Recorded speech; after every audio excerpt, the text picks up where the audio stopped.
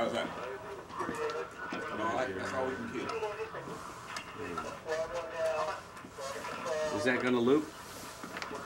I'm okay.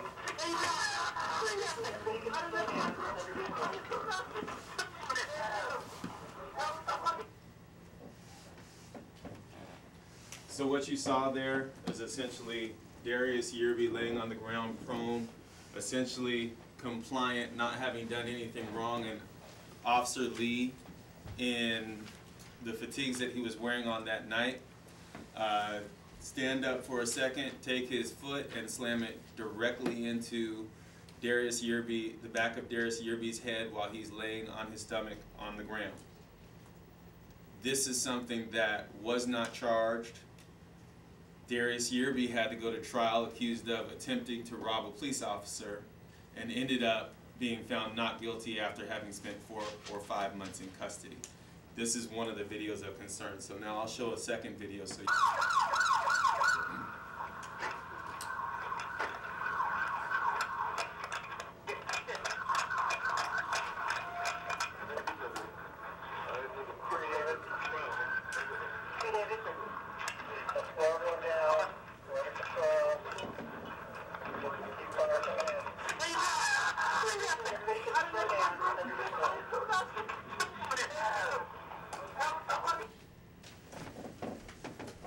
second video is a guy named Terry Jefferson.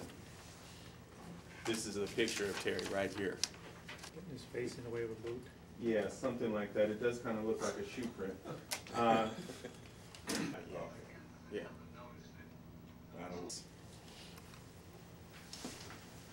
And this was the video. Now with the audio, you can hear the officer say, "Just yank him," before they go to his car, pull him out. It's a little hard to see exactly what they're doing outside of, on the other side of the door, but you get to see the result via the picture here and the fact that he went to the hospital later with a broken rib and other injuries we believe is important.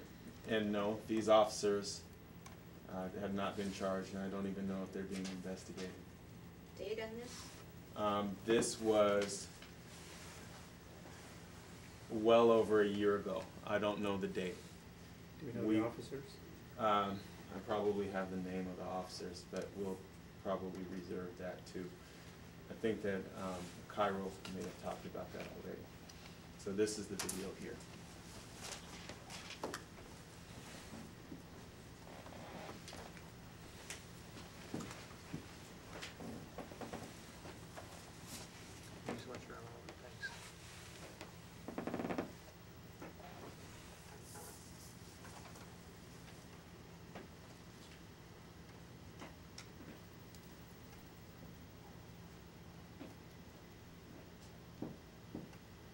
Are they patrolling or are they actually investigating right now? They claim, I believe, that there was, and part of the audio is going to come up that I think is the most important in this case, where they say just yank him before they even get to the car.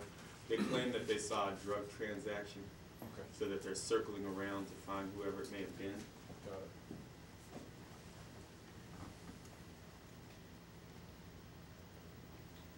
Was January last year.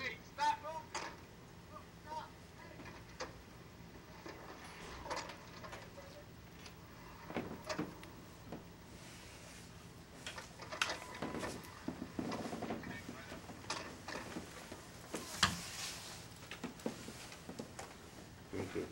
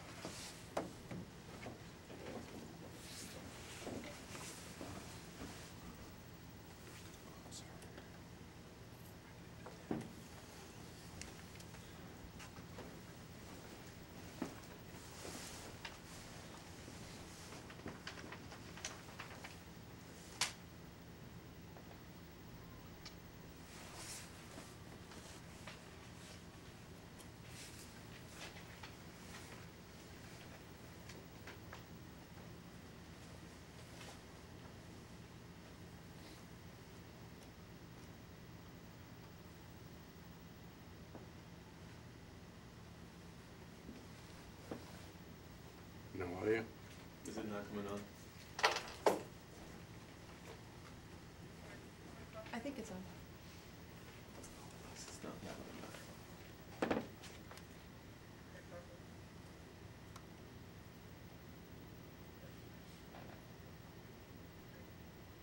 The best audio was earlier in the car when you hear him say, "Just yank him." Did you all hear that? I didn't hear No, it. I didn't hear that. Okay. Yeah, we're all gonna need copies of this. Now, did the Cadillac, did it pull away from the police car when it initially pulled up in front of them?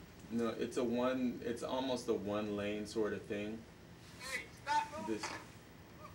This part is like, see how he pulls over and he stops right there? That's not a fast pulling away or anything like that.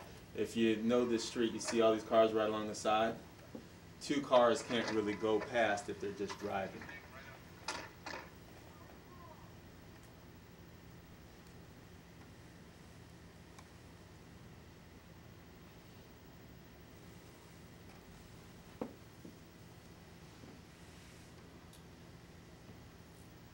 So you see kind of what the street looks like. Two cars have a hard time moving.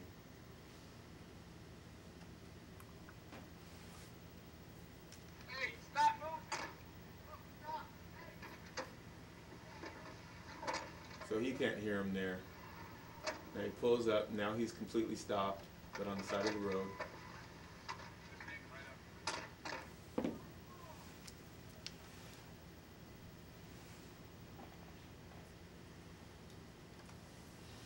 So can you, Now this clearly was not for officer safety. If it had been, then they wouldn't have ignored the passenger that sat there for about 2 or 3 minutes while they did what they did to Terry Jefferson.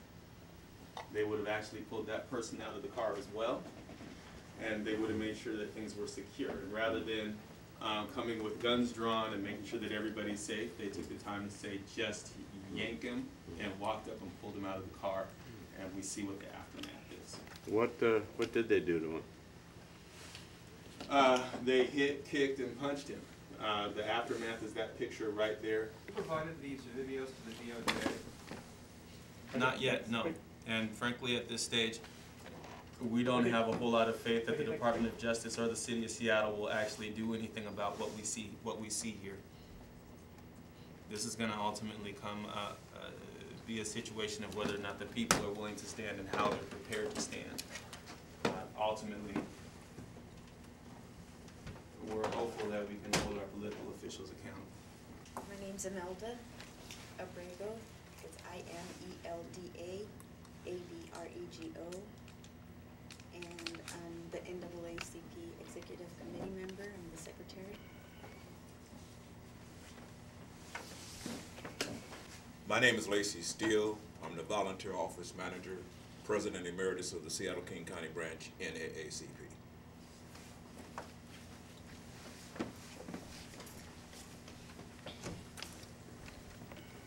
James Bible, President of Seattle King County branch of the NAACP, JAMESBIBLE. I suppose I should add junior for my father. Mr. Steele, can we get you to spell your name real quick? LACYSTEELE.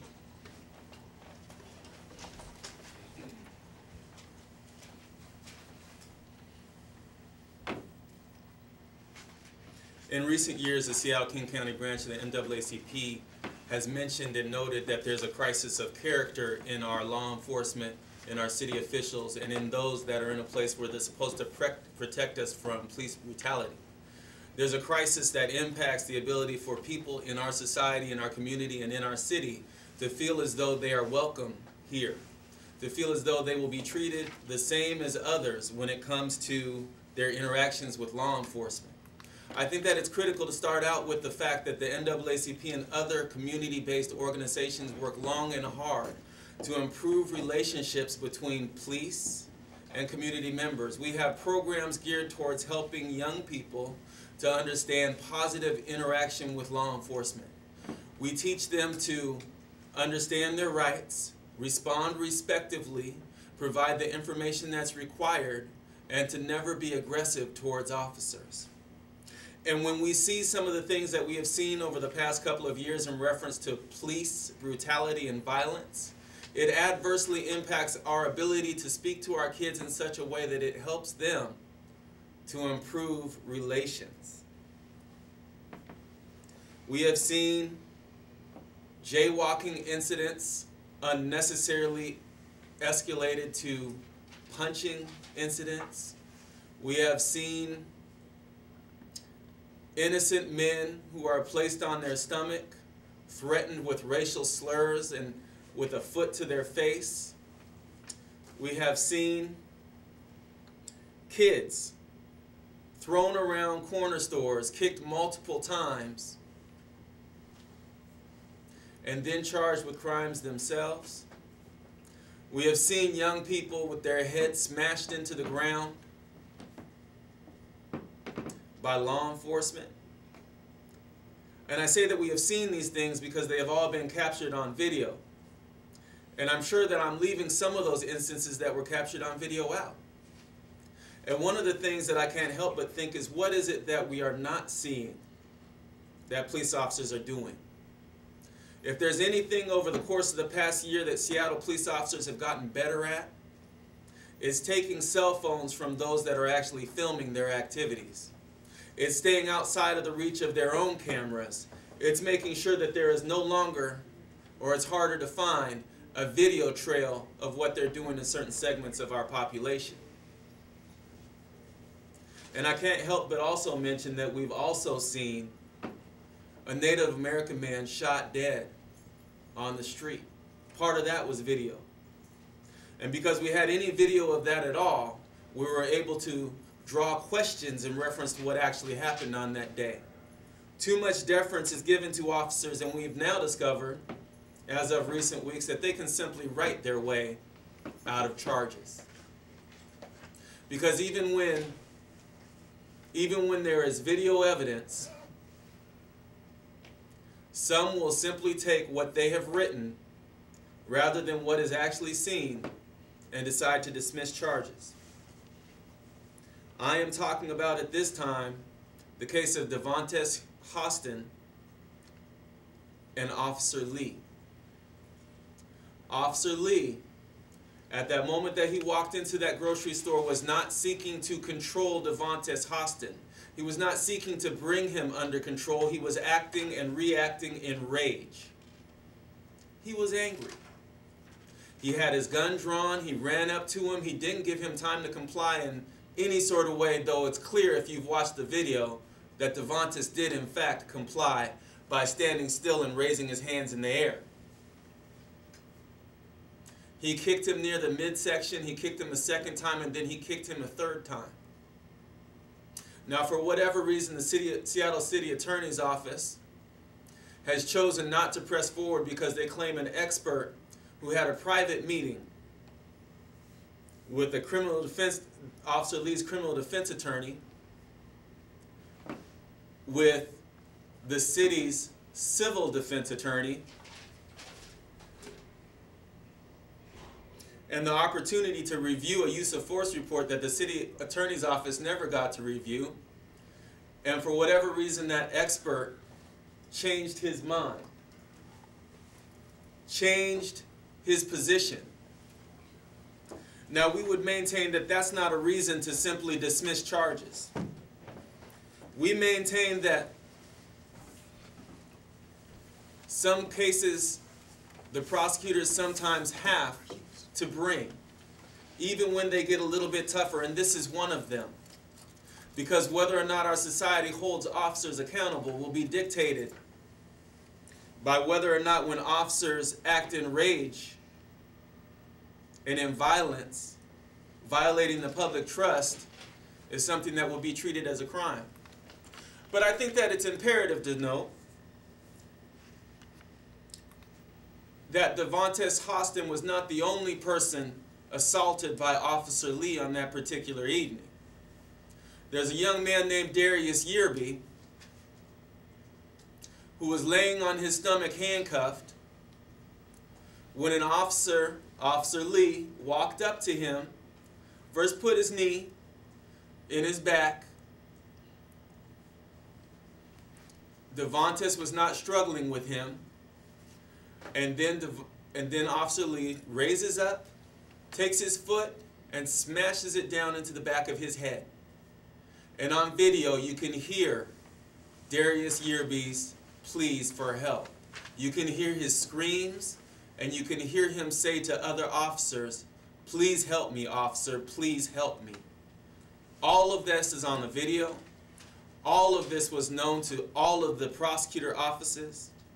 Darius Yearby had to go to trial accused of attempting to rob police officers. And in that case, after 4 months in jail, he was acquitted. I represented Darius. I know the facts and circumstances of this case intimately.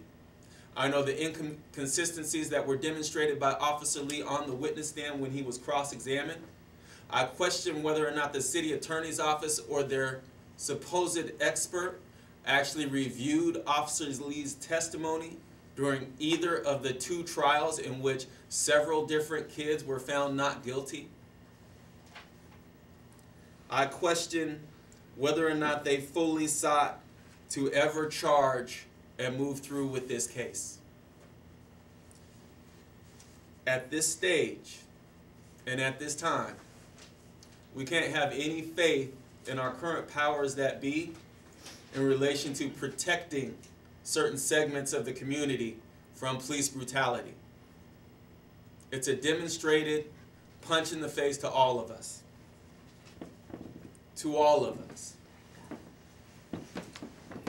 Terry Jefferson, driving down the street. Officers come towards him. It's essentially a one-way street. He backs up to let them pass. And on the video that you just saw, you heard the officer say, "Just yank him." Before they're even out of their car, they get out of the car, the door is open. They do what they said they were going to do. They just yank him. Now, please understand once again, this was not about officer safety. Because if it was about officer safety, then what we would have had was some attention paid to the passenger in that car. And during the time in which they were beating and kicking Terry Jefferson, there was no attention paid to that passenger. It wasn't a fear in reference to whether or not he had a weapon. The passenger just as likely could have. The result is a chipped, broken tooth, a battered and bruised face, and a broken rib. Now, Terry also was charged with the crime of obstruction and nothing more. After several months, his case was dismissed, which is in part why this case didn't come out sooner. It might have come out sooner if officers weren't in a place where they could simply charge you when they do the wrong, when they actually act inconsistently, when they're actually violent. We have questions. And I think that we can afford to take this just a little bit further in what's going on right here, right now. Communities of color, communities in poverty, communities that have been traditionally disenfranchised are in a place where when an officer does wrong to them, this particular police department has decided, well, maybe what we should do is we should re-expose them to the community that they have harmed.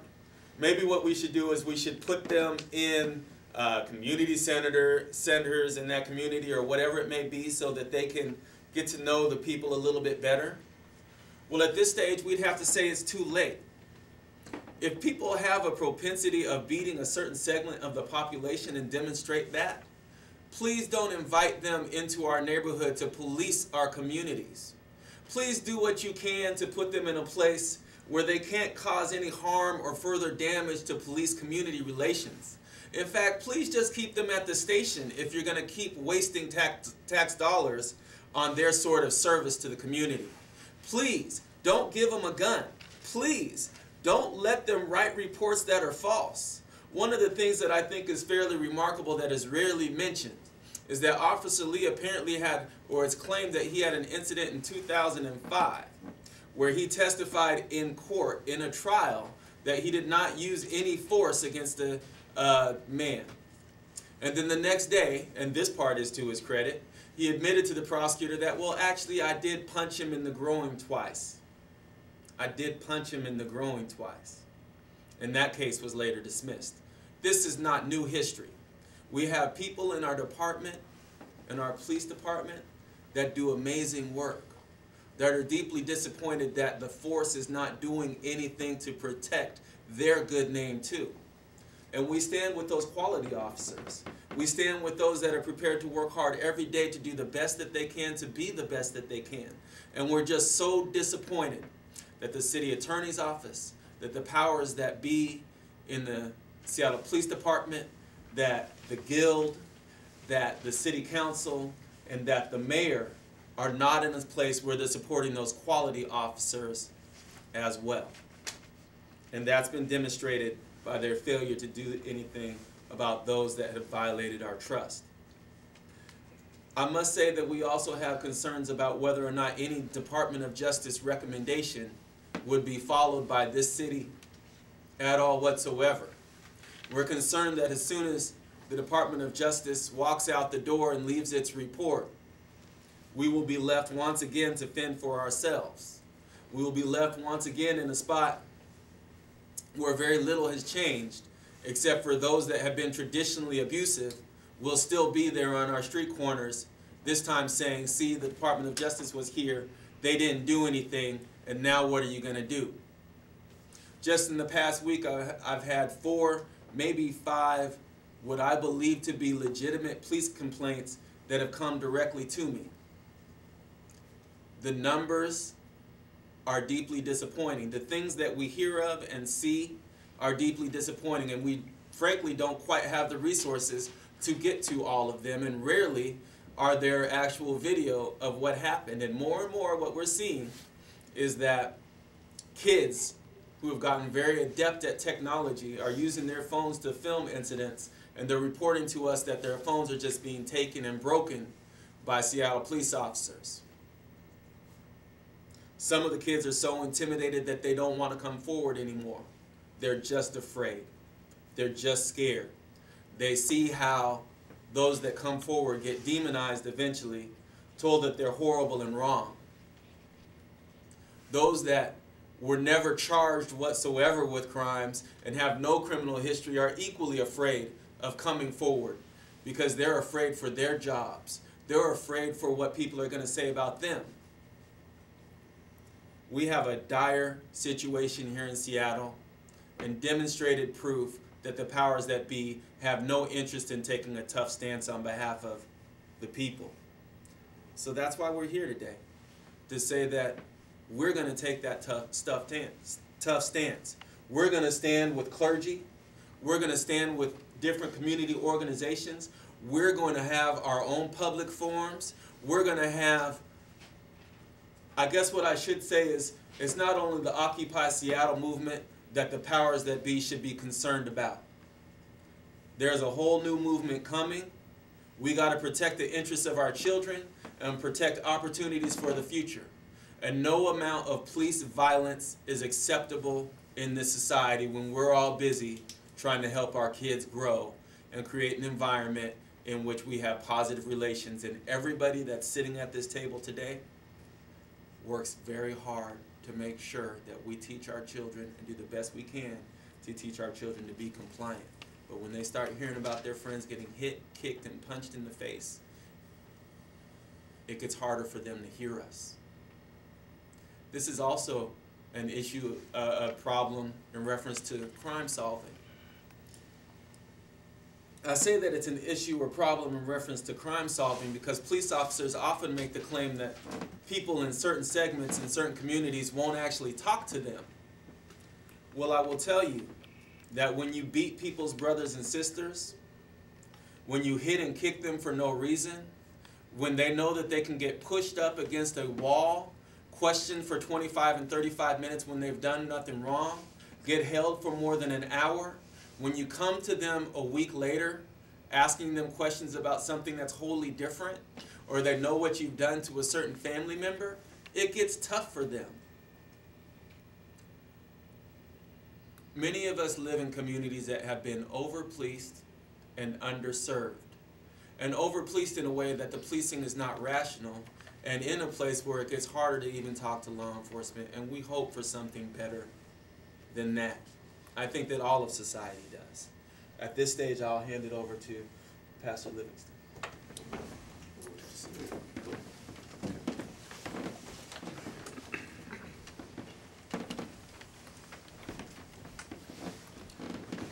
A number of clergy in the African American community in Greater Seattle found out just only yesterday about this press conference, and many of them could not make it.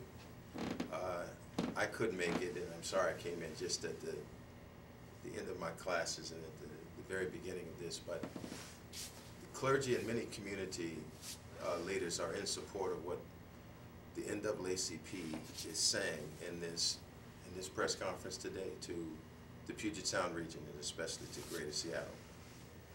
There is a problem in our community, and we need well-intentioned, good-hearted Seattleites to help us to connect all these dots so that we can show African Americans in the city and well-intentioned non-African Americans in this city that we have a problem with policing, we have a problem with prosecutions, and that problem is racial. Now, one of the dots that has to be connected, a very important dot, is that just about 6 months ago, no, actually it was more about 9 months ago, in Washington State Supreme Court building, the commission, looking into the comments made by two of our Supreme Court justices a couple of 3 years ago, the commission looking into the whole question of race in the state of Washington issued a report called the Preliminary Report on Race and Criminal Justice in the state of Washington. And that commission said that the state of Washington has a racist criminal justice system, that the application of justice in the state of Washington is racist. It said it was not intentionally racist, at least not provably so. But it said that the treatment is disparate and the impact is racial. I'm so glad that that was said, because often when African Americans say it, even to Seattleites who experience themselves as, and those in the Puget Sound who experience themselves as inclusive,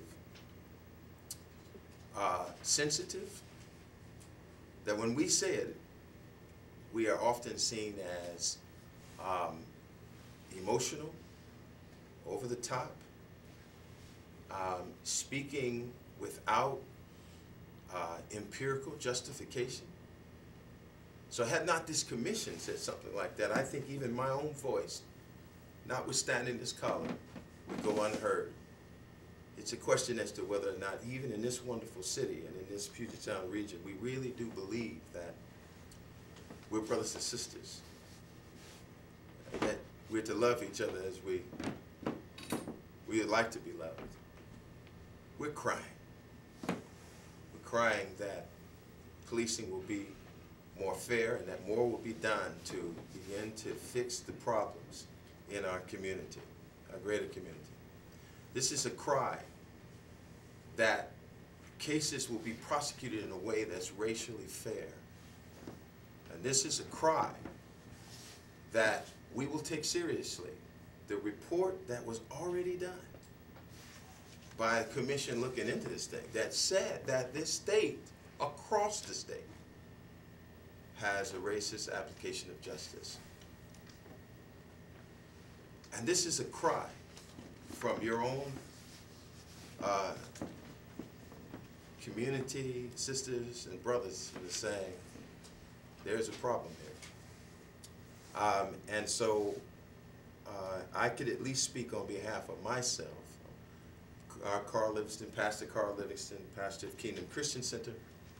The head of the organization I'm involved in, United Black Clergy, is Pastor Ricky Willis, that many of you all know. Wanted to be here, but he couldn't. Secretary of our organization is Pastor Aaron Williams of Mount Zion Baptist Church. Couldn't be here.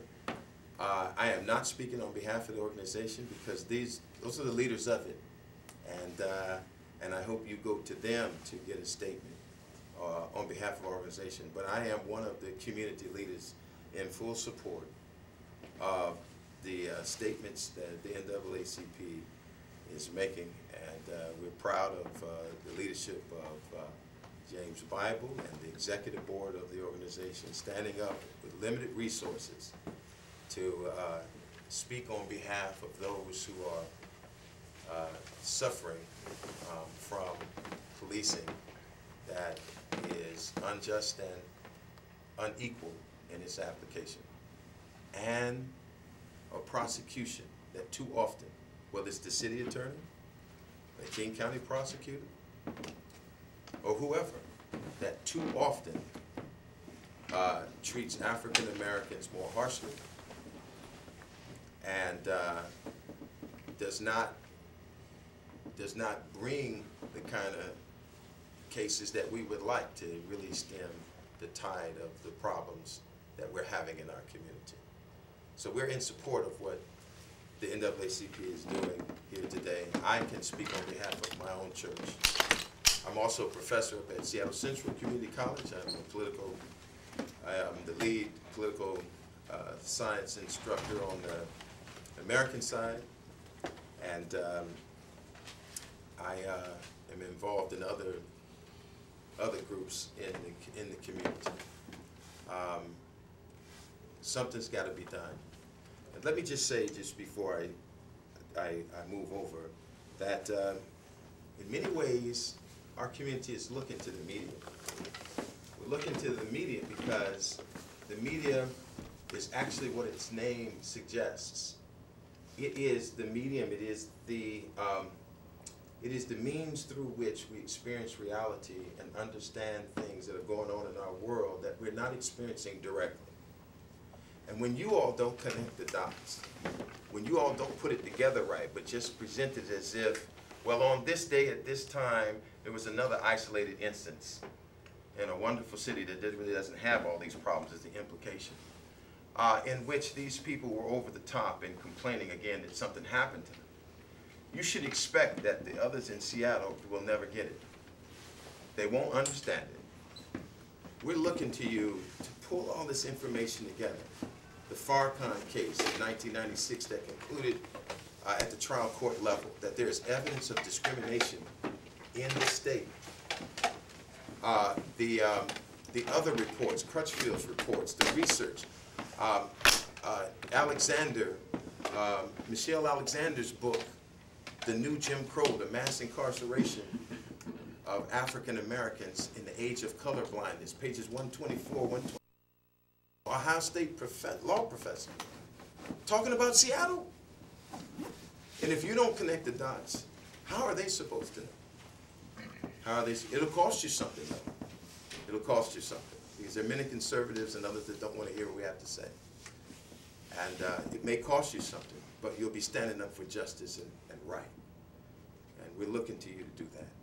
Maybe we can find a way to begin to speak to the concerns of so many, even non-African Americans, that are suffering by the miscarriage of justice in our area.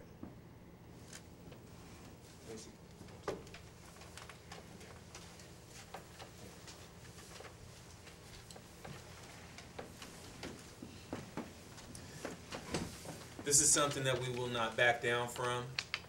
We will not be silent about. We will not stop simply because the city attorney has failed to continue with prosecution of a particular officer. We will move forward in an absolutely unified front, and those in the city need to be prepared to hear and feel what we say, because we count too. Are there any questions? Yeah, you say you're moving forward in a unified front. What do you want? You're expressing, a lack of belief in the city will change anything, the DOJ will change anything. What are some clear Well, the goals? first thing that I'd say is that we're no longer in a begging stance. I don't think that anybody here is going to go to the current powers that be and beg for them to somehow change. I think that they know of the inequities. They've experienced them via the videos that they've seen and our pleas that we've already made. So I would say that those that have turned a blind eye, we need to find a way to make sure that they're not allowed to be in their political position any longer. Like who? Whether that be the mayor, whether that be the chief of police, whether that be a city or county council member, whether that be a city attorney, or even a county prosecutor. We need to find ways, and I'm talking not passively about simply begging them, and I want to make that clear. We as communities need to bind together and find ways to make sure that those that actually have an interest in protecting everybody in society are in those positions of mayor, city attorney, county prosecutor, city council and county council, and other positions of importance, including the police chief. We need to continue to spread information in any way that we can, so everybody all over will know about it. Everybody all over will have decisions to make. We need to press prosecutors to continue or to actually file charges on officers. They need to reevaluate what they decided to do with Officer Lee. They need to make a decision in reference to whether or not to file charges in reference to what Officer Lee did to a second young man on that night, Darius Yearby. These are things that they need to do. And we asked them to have backbone. That's what was asked of them, and that's the position that they accepted, and frankly, they failed. They failed on multiple levels in reference to exactly that. And the kick that you saw, or the stomp that you saw outside of the street to Darius Yearby, frankly does not even compare to the level of violence inflicted on a separate kick that happened in Ballard. It's far greater. That's right. It's far greater. You heard Darius Yearby scream in pain, "Ah!" and then look to another officer and say, "Please help me." It wasn't any sort of tap on the top of the head, and I'm not excusing what happened in Ballard. I want to be clear with that. I'm not excusing it, and I do believe that he should be charged. But it's interesting that the only white victim is the only one that will get to see his perpetrator go to trial. That's remarkable to us. The black victims of police brutality, the Latino victims of police brutality, the Native American victims of police brutality, I guess we just talk about it in our communities. James, you say you're going to spread the word. Why not to the Justice Department that is looking into exactly what you're talking about? So that they can write a letter to Mike McGinn, and Mike McGinn can say, "I'm not going to pay attention to it," so that they can turn around and leave us here. Because let me tell you, I absolutely believe that when the Department of Justice is done here, and once they leave, and eventually they will, it's going to be worse for African Americans and people of color, because the Seattle Police Department, which hasn't been changed at all, will be in a space where they're going to tell us, "See, they're gone now." The only thing that has changed since the U.S. Department of Justice has been here is that the Seattle Police Department has gotten better at taking cell phones from kids and making sure that they never get them back. Now, will we talk to the Department of Justice? Yeah. Will we have communication with them? Absolutely. But trust us when we say that this is a Seattle problem, that the people of Seattle, all people in Seattle, are going to have to address, because eventually the Department of Justice goes back to D.C. Would you be in favor, though, of the Department of Justice seeking a special master to monitor the Seattle Police Department over, say, a 5-year period? Yes, that would be something that would give us more faith, frankly, if the Department of Justice absolutely did that and really rooted through the Seattle Police Department's issues, really rooted through those. And sadly, they're not the only department, but they are the department that we have quite a bit of information about, and I'm sure that the Department of Justice does as well. And it's really, truly remarkable that a single department could have so many truly remarkable videos of their officers doing wrong that you really have to question how much is actually happening that's not being captured on film. James, was there any video in the James Lee investigation with Houston at Joe's Mart that was reviewed, or were there any cell phone footage in that case that was taken away that you know? Yes. Well, I don't know that it was taken away or not, but there was a person that was filming with a cell phone. Officer Lee walked up to that person that was filming, put his hand over that cell phone, and the guy said, "What are you doing?" I'm just filming." He says something about being a criminal justice major, and he says, "What are you doing, officer?" You hear Officer Lee respond something to the effect of, "I'm not an officer." And then you hear the person say, "What are you going to do, hit me?" At this time, understand the video phone is being covered, and you hear something like that. Now, of course, we can't tell whether or not the person was hit, but that video did make it out into the media. It's been seen. I don't personally have a copy of it, but I have seen it, and it's right out there on the internet. When you talk about taking action, not begging, but, you know, trying to hold these politicians accountable, how do you intend to do that? I mean, work against them in political campaigns, or what are you gonna launch a civil lawsuit? Or are you just gonna try to activate your local base? Well, I will tell you this. There is a national board member to my right. Former national board member to my right. Our NAACP emeritus for this branch, president emeritus for this branch, and I think that he not so much whispered into my ear, but made it clear what's going to happen here. And the truth is, we'll probably employ any measure that we can, including all that you mentioned. I guess we reached a point we have to say by any means necessary, nothing will be held back. And we really do mean it. Please, when you have proof that people are violating constitutional rights, using excessive force towards people of particular communities, don't put them back on the streets. Don't put them back in the neighborhood. Don't put them in a space where they're able to do that sort of harm.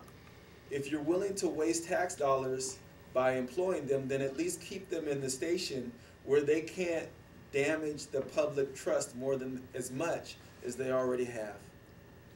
James, with the claims and the statements that you're making today, that you don't have faith in the mayor or the city attorney's office or the police department, what kind of dialogue have you had with them in the last few weeks or months to tell them this? Have you? Brother, I don't think, and I'll call you brother, absolutely, we're going to call you brother because this is going to get very real. Our dialogue with them has been years long. And when you face a situation where a mayor makes a decision over your absolute protest in reference to a particular police chief who has his own remarkable history being appointed not just the interim, but the person that's going to lead Seattle into the future with all the troubles that were a part of his previous tenure, and how he said that he would simply maintain the status quo, you start to lose faith in those conversations. When you talk to the Seattle Police Department and things are spun and turned around in really remarkable ways, and even when a little girl apologizes for getting punched in the face by an officer, they spin that in a remarkable way, you lose faith in your ability to have communication with the current regime. I have talked to the city attorney's office. We do have dialogue. Lines of communication are far more open there. But with the mayor's office and with the current Seattle Police Department, yeah, we would like to believe that we could sit at a table and have a real, true, meaningful conversation. But they can't even have that meaningful conversation with the good officers that are actually in their department, many of whom we know, many of whom are suffering, frankly, because the powers that be aren't in a place where they're hearing their pleas either. James, what specifically, bottom line, what are you just saying right now? What are we did you saying? just say? Bottom line, what you just said. What I'm saying is the current regime in terms of the Seattle Police Department would be like talking to a brick wall. They're fully prepared to do what they continue to do. The only interest that they have is hiding and disguising the fact that they do it. And more kids and more people, just as we predicted, are going to be harmed as long as they're in the place. And yes, there are good police officers, great police officers in the Seattle Police Department that I don't think are being treated fairly by the upper brass. We have had police officers come to us and actually talk about this. Some that have been in the department for over 30, 35 years. And I'm trying to be very generic to protect them. And there was a time when some of them were willing to come forward, but they were so afraid that they've chosen not to. And so that's where we are with them. Is it a culture? Yes, it's a culture, and it's also an institution. And when I say that, I think that it's important, and the sociologists and perhaps even political scientists in me will say that it's not something that's simply just a part of the Seattle Police Department. We're not claiming that they operate in this vacuum where magically they become this way or they are this way. It's an institutionalized culture that impacts how we all treat one another, and we got to work on that. We all do. Those officers you're referring to, are they black officers? No, they're not all black officers. Have they gone to the Justice Department? If they've gone to the Justice Department, that's between them and the Justice Department. James, you're essentially calling for regime change at the mayor's office and in the police department, and you say that you'll use any means necessary to do that. Can you give us specifics? Will you form a coalition of community groups? Will, I think lawsuits were mentioned. I mean, what's on the table here? Are there any specifics? Any and all measures that allow our kids to not be profiled, beaten, wrongfully accused, wrongfully abused is what's on the table. Any legal measure. So the answer is all of those possibilities are present. The absolute thing that you can know is that the clergy, the NAACP, a number of other nonprofits are banding together in reference to exactly these issues. So what's going on with Jefferson and Mr. Yearby? Are you pressing forward with either of those cases? A civil complaint has been filed in reference to Jefferson with the city, with Terry Jefferson with the city. His criminal charges, because he was originally charged with obstruction of justice, have been dismissed by the city. They were dismissed, I want to say, just 6 or 7 months ago, not too long ago. In reference to Darius Yearby, I would anticipate that some sort of complaint would be filed against the city in reference to that as well, though one has not yet. Darius, I think that it's something that absolutely the Department of Justice should review if they haven't already. I gotta be frank with you, it would be hard for me to believe that they haven't already seen the Darius videotape, given how connected it is to what happened to Devontae Hostin inside that corner store. So. By civil complaint, do you mean OPA complaints? What I mean is a complaint for damages with the city. The OPA system is, at this stage, broken and embarrassing to the city of Seattle. It does nothing more than what it's traditionally done, which is provide an illusion of fairness. The only time that it really seemed to be meaningful is when the OPA Review Board broke free a few years ago and showed 22 separate cases in which Chief Gil Kurlikowski had actually overturned their decision. If you are to have any sort of meaningful OPA Review Board, there's got to be an appellate process. There's got to be an entity that controls the situation that can subpoena witnesses. It's got to be open and transparent as far as hearings. I would probably push for testimony to be taken in some cases that rise to that level in front of the city council, and for decisions to be made from there. Are you calling for any resignations of anyone? I think that any officer that does the sort of harm that Officer Lee and several of the other officers that have been at the forefront of police misconduct and brutality should not be officers anymore. I'm shocked and disappointed that people like Officer Cobain are allowed to be in a space where they can continue to have a badge and a gun. And I can't help but point out that not only did we have the issue in which he threatened a Latino gentleman and then stomped at or near his head, he also had an incident where he threatened a kid who also had to stand trial, and that kid had claimed that he had been strangled by Officer Cobain. And that charge against that kid was eventually dismissed because it appeared in court that the video of in the car was somehow manipulated. That's in part what I mean about connecting the dots, is we treat all of this stuff as isolated, and then every time it comes up, oh, it's just this one. Anything else? We're good. Okay, thank you. I appreciate your time.